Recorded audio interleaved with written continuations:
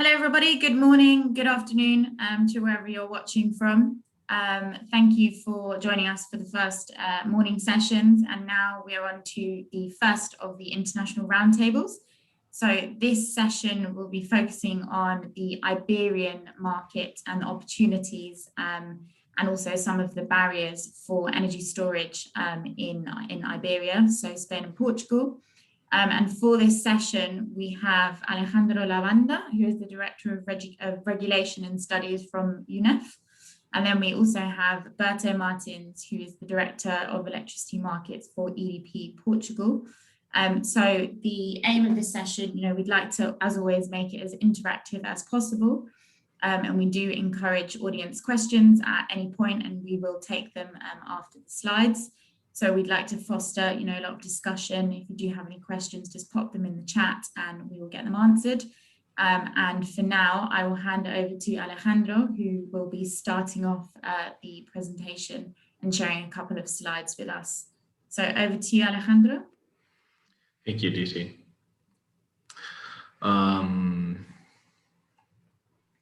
Well, first of all, thank you Energy Storage for Summit for inviting us.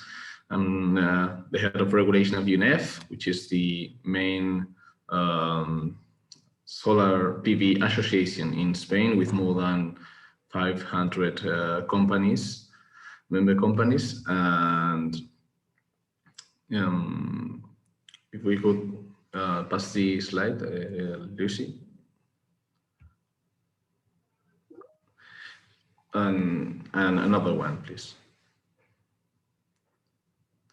As an introduction, the Iberia, our Portuguese friends and Spain, we are almost an island. We are connected with France with three interconnection lines, and with Morocco with one. Between Spain and Portugal, we have more connection than we need. We may increase it in the next years, but that connection is strong enough. We share a lot of electricity. We are coupled almost 95% of our time. But with France and with the rest of Europe, it's not so easy because we're not so connected. And in the next years, we have ambitious at Spain. We have ambitious renewable energy deployment plans. We plan to the government plans to increase in 56 gigas the renewable energy capacity in 10 years. And if Lucy, you could pass the next slide, please. We have an ambitious plan, as I said. The ambition of the government is to deploy 56 gigas of renewable energy in 10 years. In 2030, we'll have 50 gigas of wind, 39 gigas of PV, no coal, more or less the half of our actual capacity of cogeneration, and more or less half of our capacity of nuclear energy. That is strong renewable penetration in terms of energy generation. The target is 74% of the electricity mix coming from renewables. As you may be aware, that means many hours of the year with almost 100% of renewable energy. And in terms of energy consumption, in general, it's 42%. That leads to a 23% reduction in emissions from with respect to 1990. And the government also plans to deploy energy storage and some firm capacity to provide this flexibility and capacity services the system needs, because as you may be aware, this power mix is strongly variable and not predictable and not so easily manageable if we want. We have a lot of PV and a lot of wind, and also nuclear, some hydro that in some parts of Spain is not manageable because it depends on the flowing of the river.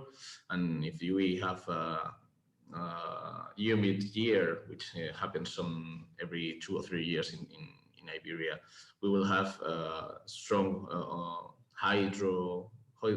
some run-of-the-river hydro production in almost concentrated in this time of the year, in spring and end of winter and spring. And as you see, this is a lot of variable, non-manageable energy capacity, electricity capacity. So the system is going to need a lot of flexibility services providers, as these storage from batteries, from pumped storage, and any others. The government also plans to introduce additional thermal solar, concentrated solar power facilities with molten salt storage in the south of Spain. We already have a few. If you could pass the slide, please, Lizzie. And for this, the government is doing strong work on planning, on policy, if you want. Still not translated into regulation, but the government just published the national strategy for storage, and also the roadmap for green hydrogen.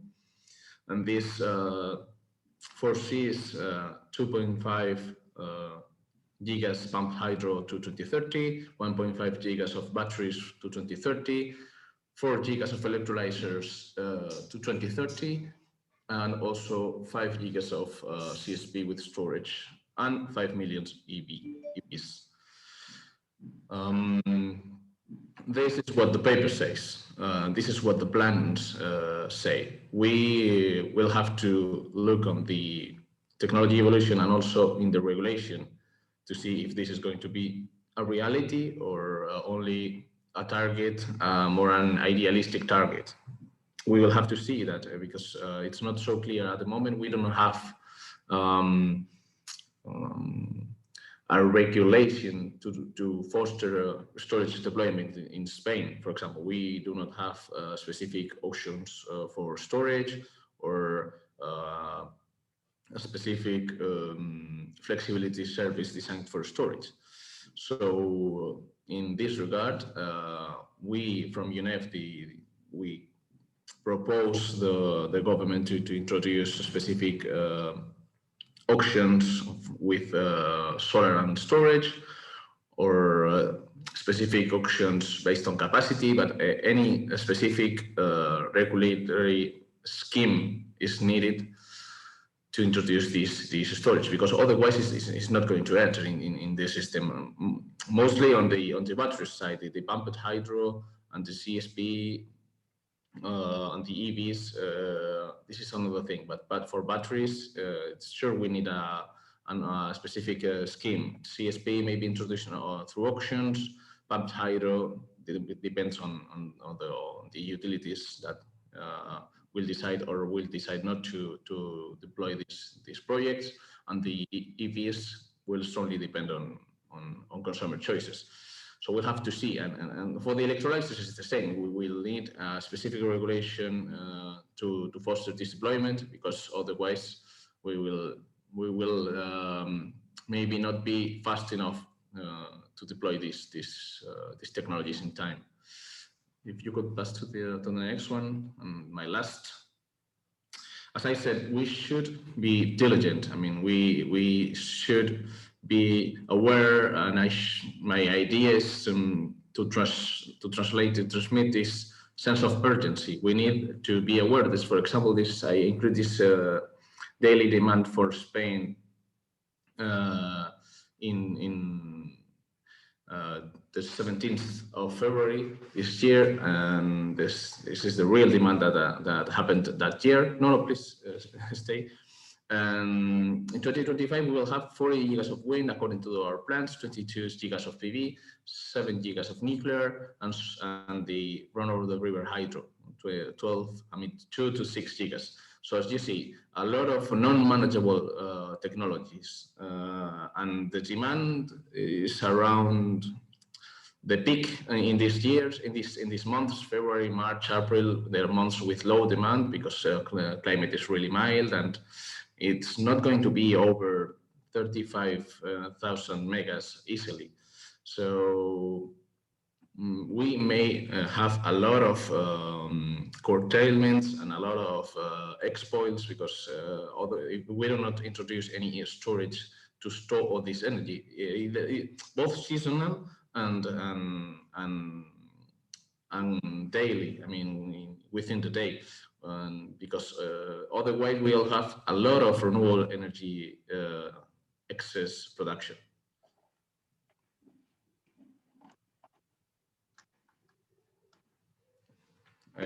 I'm done from my side, and thank you.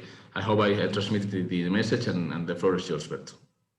Great, thank you, Alejandro. We'll pass over to Berto now, and I will get your slides up. Okay, thank you, Lucy. Thank you also to Energy Storage for inviting us to be here, sharing our vision. And I will try to complement what Alejandro just said, because ultimately he referred a lot of topics to be discussed during this session. I will try to put a little bit more issues into the table. Can you please go forward, Lucy, the other one? Okay. Just a quick presentation for those of you that are not so familiar with EDP. EDP is one of the biggest utilities in the Iberian Peninsula, the biggest one in Portugal, for sure. As Lucy said, I'm responsible for the operations in the energy markets in Portugal, but also in Spain. So everything that relates to the day-ahead, intradays, and ancillary services mechanisms also. But just to a quick overview on this slide, this was presented to the market just last week as an update on EDP strategic planning. And the message here for us is to be 100% green already in 2030. Okay, so we are currently at the 74% degree of renewable energy in our portfolio. And our target would be until 2030 will be 100% green, and 2025 coal-free within our worldwide portfolio. So including Spain, but also the assets that we have in Brazil. So the target will be coal-free to 2025, carbon-free 2030. Another one, please, Lucy. So for this, we are fostering a larger investment in renewable additions to our portfolio. So more than 20 gigas until 2025, with a lot of initiatives being developed, looking also for the green hydrogen, as Alejandro was saying, floating PVs, wind generation for our coast, with the specific situations due to the depth of our sea close to the coast, but we are also obviously looking to projects worldwide. Obviously storage and flexibility, particularly important in specific markets, but in the Iberian Peninsula, as Alejandro was saying, we can, in some particular situations, become similar to an island due to that lack of interconnection with France. Even that it's being studied at the moment, another interconnection with the Central Europe that could, in theory, double the current capacity that we have, even though we are talking about only some around about 7,000 megawatts from interconnection between the Iberian Peninsula and France. And with all the developments that are expected, as Alejandro was explaining, in Spain, but also in Portugal. So Alejandro mentioned around about 39 gigas of solar PV until 2030. We have in our national NCEP around about 9,000, plus the wind also. And together with the water, this will lead to a major export to the Central Europe in some situations. So even these 7,000 megawatts can be limited in some situations. So storage, in fact, has to be here and has an important role to play in the future energy systems. Can you go another one, Lucy, please? Here I show you a slide coming from the IEA, the International Energy Agency, within the 2020 renewable report, with the expected increase in terms of demand and also in terms of electricity renewable generation. And as you can see, the gap is huge. So we are not expecting a big increase of demand of electricity because of efficiency consumptions, because of smart management of the systems. I think we will have an increase on penetration of also demand response that will somehow put some soften on those load diagrams that Alejandro mentioned on the previous slide. So the peak will not be so high, and maybe the off-peak can be a little bit higher, so making this a smoother transition due to those smart mechanisms of managing the load, and obviously with the storage involved also into the project. But nevertheless, this is a huge increase of energy that has to be cleverly managed to accommodate with the load diagrams that we also have to face in our countries. Another one, please, Lucy. And this is one of the examples of a load diagram. So we can see on this based technology that in the, sorry, but the legend is in Portuguese, but PRE is it stands for renewable generation production. So trying to translate the Portuguese wording, and the blue ones are the hydro, so run of river in the cyan color, and the reservoirs in the more dark blue color. So one could think that this load diagram is very recent, but in fact it doesn't. It comes from 2018. So in a time in which Portugal was set at the time a record of 3 consecutive days with 100% renewable energy. Okay, so we are looking here to a lot of pumping also.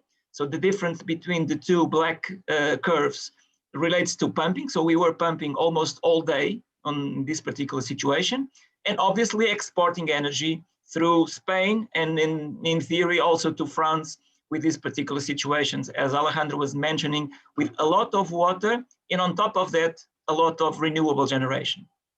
And this was in 2018, but just recently, last February, today, there was a press release on that. There was 210 hours, so almost 10 days, with 100% renewable generation in Portugal. Between 13 and 22 of February, there was no thermal assets in Portugal, so to generate energy. And it was in the total of the month, 495 hours in which the demand was fully supplied by renewable energy. So this is happening right now.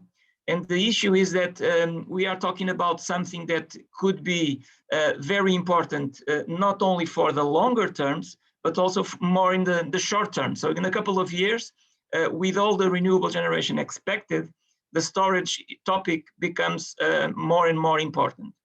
And not only for the electricity demand, but also regarding the question about security of the systems, ancillary services, inertia, frequency response. We are talking about mainly renewable assets. And if we think that in a couple of years, probably this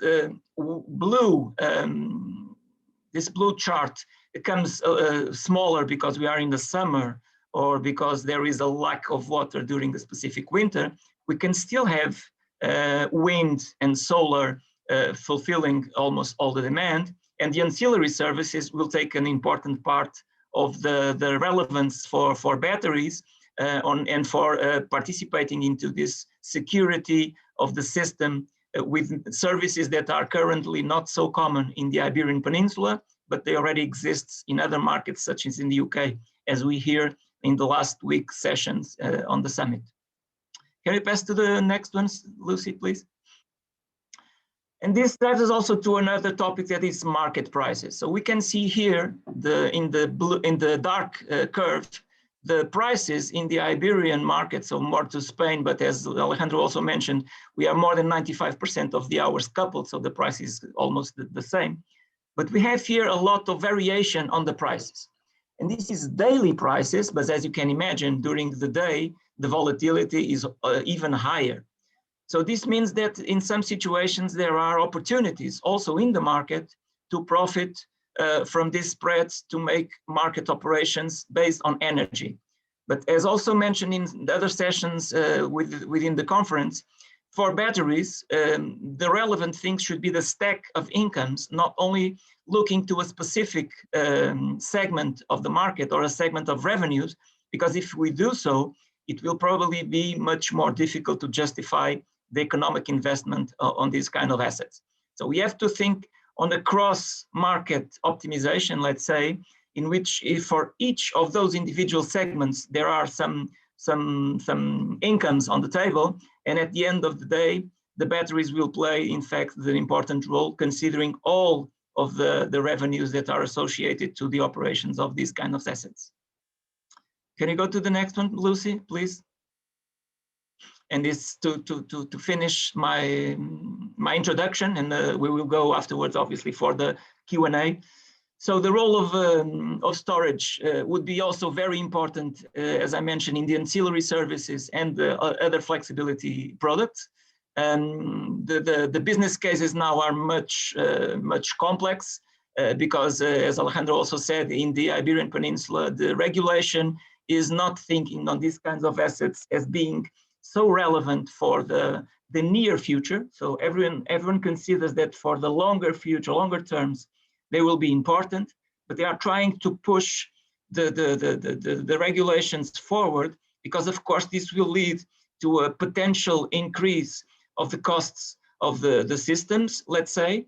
But at the end of the day, the security and the resilience of the systems will be in jeopardy if those investments will not be made at time. So this cannot be put in place in some years. There is bankability to ensure. If we are talking about only chemical batteries, the time to market is much closer, of course. But at the end of the game, as Alejandro was mentioning also, so pump storage for seasonal storages and to take the energy from one month to the other, or from one season, from spring, as mentioned, to autumn, for instance, we cannot have, obviously, batteries, and other technologies have to be implemented, and regulation and investments has to be made in advance to prepare the systems to still be reliable enough to ensure security of supply for all. So, and that is on the last part of the slide. So stable policy should be here. Investors will only be present, and banks will only be financing the projects if there is regulation stability, and there is the possibility to at least secure a part of the necessary investments that the systems will definitely need in the longer run. And with that, I will stop my introduction, and obviously we will be available for your questions. Thank you. Thank you very much, Berto, and thank you, Alejandro, for the beginning part of the introduction. So now, yes, we will indeed move on to some questions. So we have a couple coming in for the audience, but I just want to start with, I guess, a bit of a broad question, just going back to something that you mentioned, Alejandro, at the end of your introduction, in terms of, it's very, very important to push the urgency, and also what you mentioned, Berto, in terms of, it needs to happen. It can't happen in a few years. The kind of implementation, application of storage in the Iberian market needs to happen. So there's been, quite an expression of interest from EU governments and also funds in a push to kind of help reach renewable targets, for example, reflected in Spain's energy storage strategy. But do you think this is this enough? What more needs to be done, in your opinion, in the coming months? Well, I'll take the lead at that for this one. And well, the actual government in Spain has done a lot in thinking about the future, in planning the future, and put it on paper, the idea of a feasible future that will meet our targets, our policy and climate targets.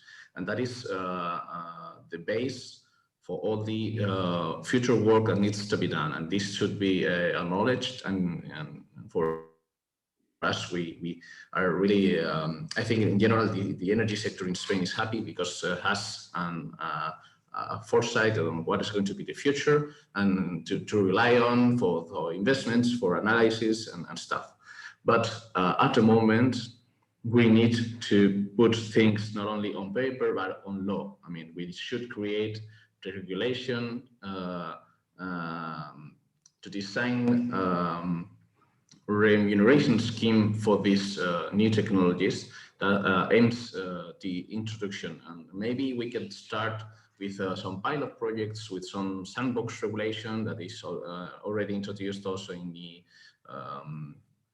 Power Sector Act in Spain, but we should start somewhere. And maybe this European funds it's a good driving for this I don't know, regulation adventures. I mean, we should be, we shouldn't, at the moment, I think there should be some benchmarks, some analysis on what's the best regulation scheme for batteries and for hydrogen and for all these new energy technologies.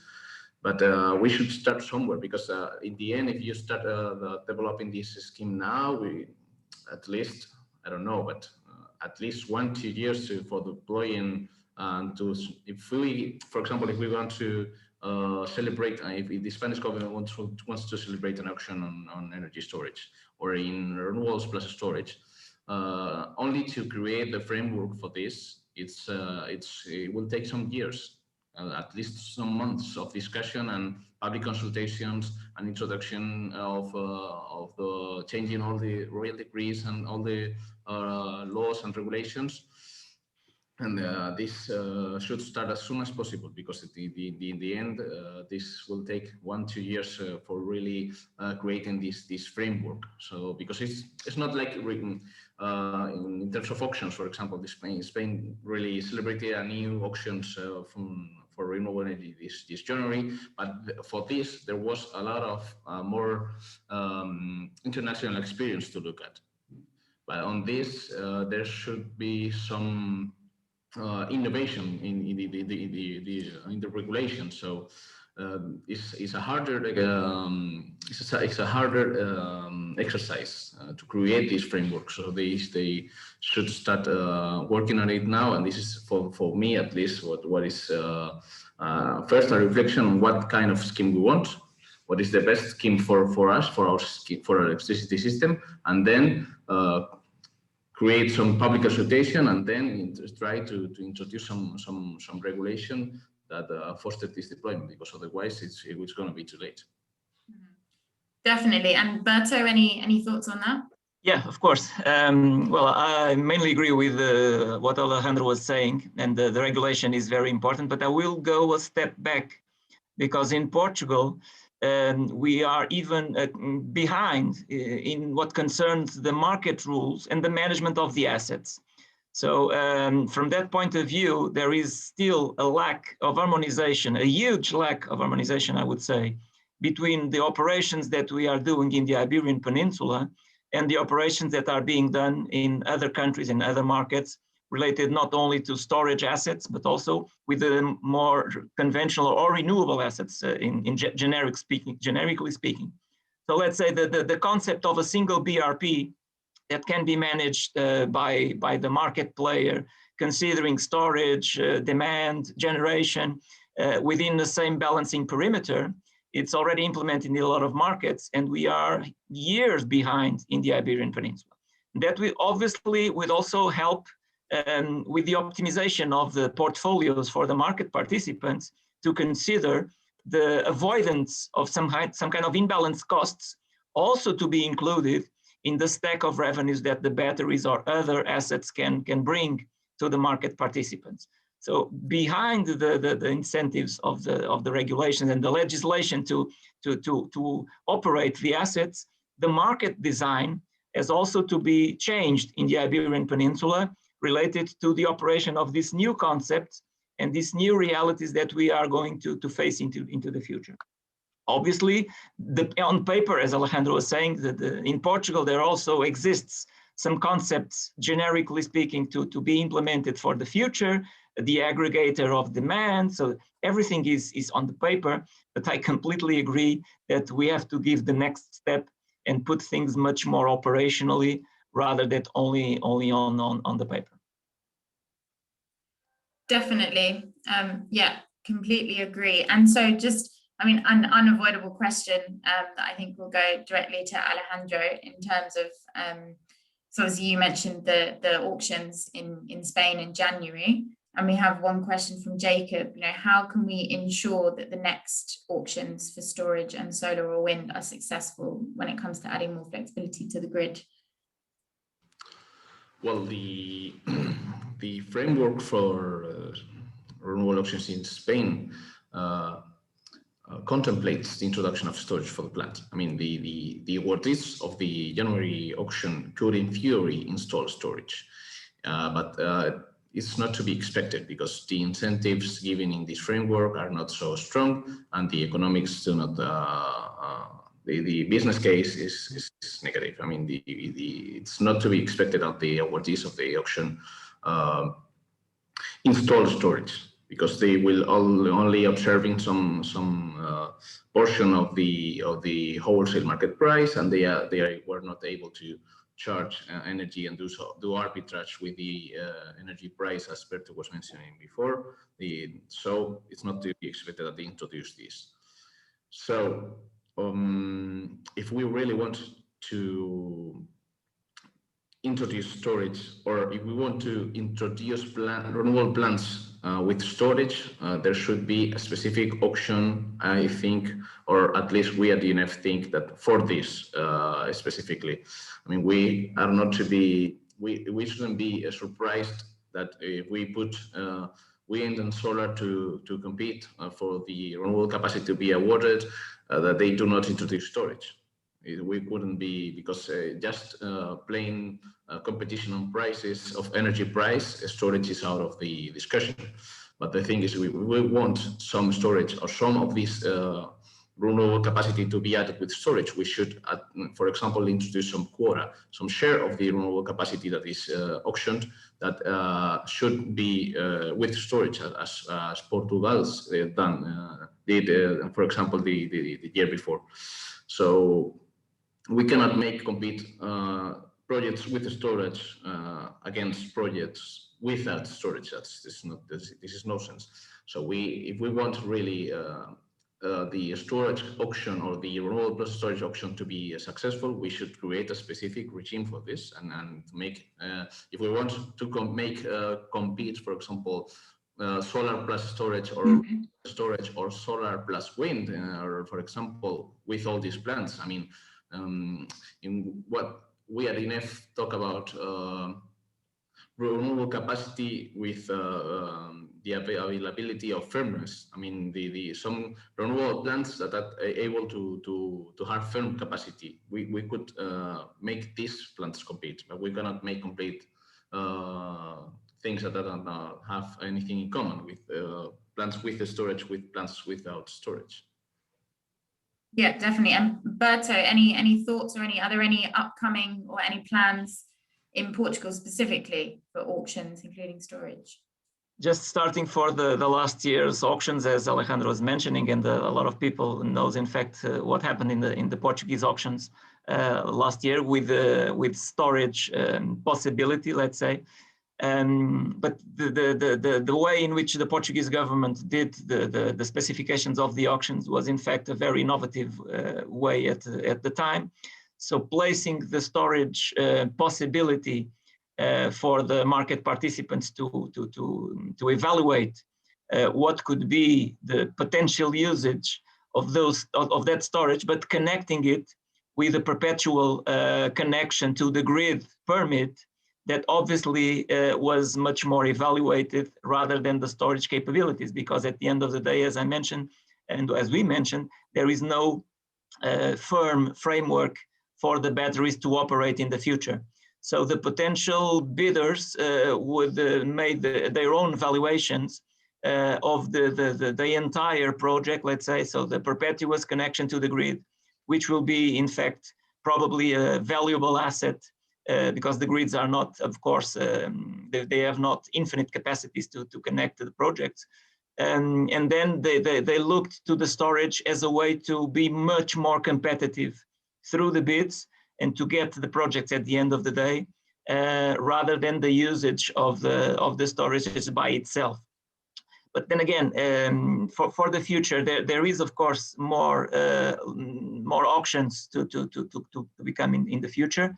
So the projects are on the NCP, so that there is an extremely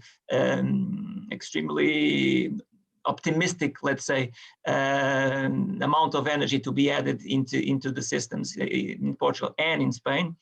But much more important than looking to this individually, in my opinion, is in fact, as I mentioned previously, the question of harmonizing things and to cleverly manage all of the assets. Because one of the slides that Alejandro placed, and it's also in the Spanish plans, added somehow, I think it's 5,000 EVs, if the number is correct. 5 million EVs. 5 million, I think it was. 5 million EVs to 2030. You have to multiply that by 1,000, yes. So 5 million EVs would automatically lead to a very high amount of storage capacity available connected to the grids that can be cleverly managed by software. And software is also one of the key words that we heard in this summit, especially last week in the sessions that I have the opportunity to attend, because software would be in fact very important, not only to manage the assets in an intelligent way, but also to can capture all of the opportunities on the several segments and several markets, trying to keep the battery with the best charging points to avoid degradation, trying to place the convenient ancillary services at the time to get the more income as possible, and to intelligently manage all of the assets. So I think, in fact, storage will be a key issue for the systems, but on top of that, to have an integrated management of the system and an intelligent and much controlled approach to the systems, including the demand, including the generation, and including the storage, will be the key driver for all of this. Yeah, definitely. You actually took my next question right out of my mouth, Berto, just in terms of, obviously I wanted to, we want to focus on some positives, right? And I think optimistic is definitely the right word. So I was going to ask about the outlook of EVs taking a large part of the market share in Iberia. Obviously that would, kind of straight away help increase flexibility on the grid. And as you say, I think software definitely a key part of what's needed to help integrate all of these assets onto the grid. So what do both of you, let's keep in the positive spin, keep a positive light on things. What do both of you see as the biggest opportunity for storage in Iberia at the moment, or in the next, say 3 years? Well, I can start with that one, but in my opinion, it will be definitely the ancillary services. I think it will be the key driver to maintain security of the systems, to give the correct frequency response through faults within that system more renewable. And so I'm pretty much convinced that in the Iberian Peninsula, even knowing that we are connected to Europe in a completely different way as the UK, for instance, and that's why in the UK there are already a lot of services in which the batteries can take part, and they have an important revenue stream coming from auctions for participating in those capacity services. And I'm pretty sure that in continental Europe, that need will be lower than on an island. But there is in fact particular situations in the Iberian Peninsula, in my opinion, is one of those, in which those services has to be there because we face risks of being much more isolated than the rest of Europe compared to more central countries like Germany or France or others. Okay, so having said this, I think that regulators and TSOs must be convinced, let's say, because it's not a question of a specific company. I'm not here defending, because EDP, as you know, is a generation company mainly. So of course we have a revenue stream coming from other segments also, but we are not battery providers. And of course, if a battery comes and takes a place in our ancillary services market, probably it will take some of our market share for now. But having said this, we know that the future is coming. So we have also to prepare ourselves to that future and to be present at that time.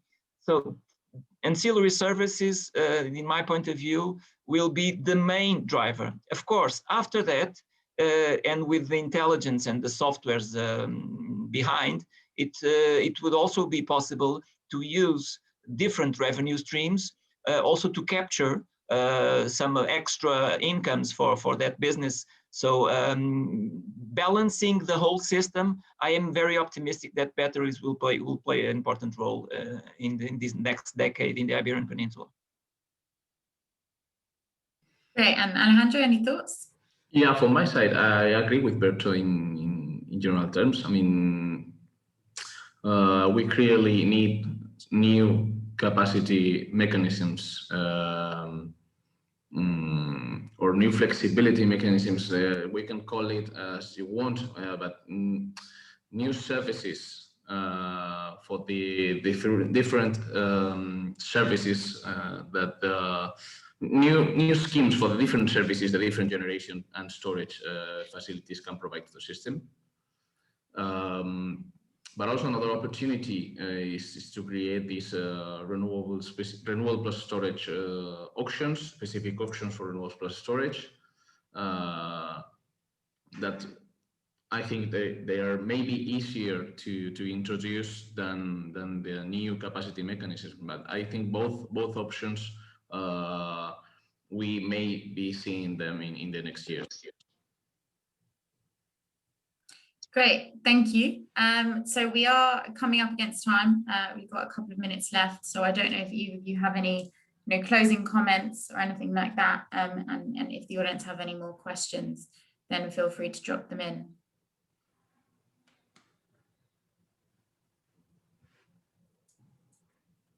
Berto, any closing comments? Okay, I can give you some closing comments. The future energy markets will have much more volatility in prices and specific needs on security. So in fact, the prices, and Alejandro was mentioning just now the auction specifically for generation and batteries.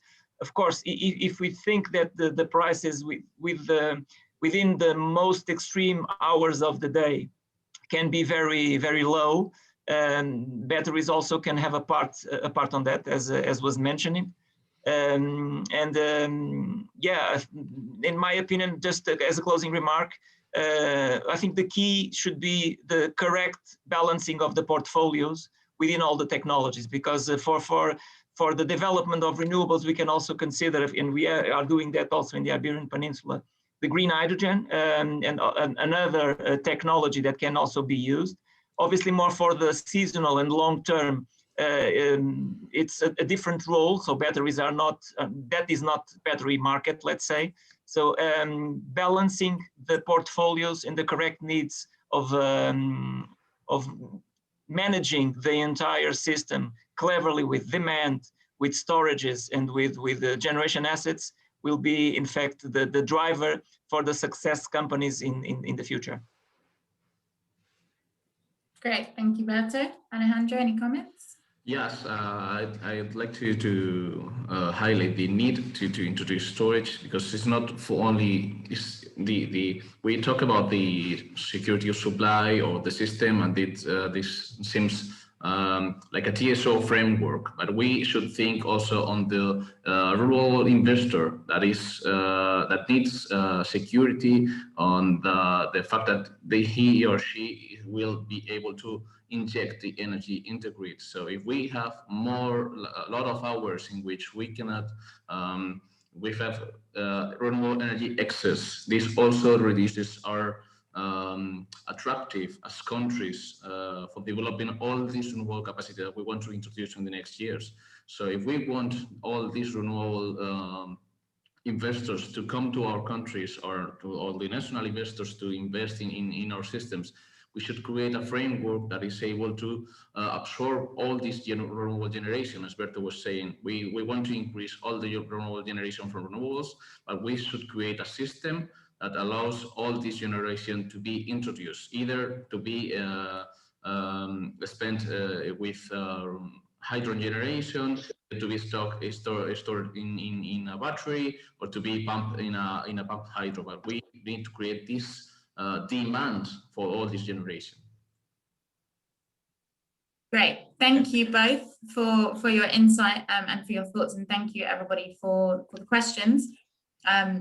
Feel free to send any more questions to Alejandro and Berto through the portal. I'm sure they'll be able to answer, but I think some key takeaways that we can get from the session obviously are an urgency within the Iberian market to create a sort of a clear framework so that there is a conducive environment for storage, and also how energy storage will be able to help create a flexible grid and help to integrate a lot of the assets. And also I do think the excitement around ancillary services, or the future for ancillary services in the Iberian market, it's definitely something to look forward to. So thank you very much for your slides and for sharing, and we look forward to seeing the audience in the next session around the Italian market, which starts in 15 minutes. Thank you both. Thank you. Thank you. Bye-bye. Bye.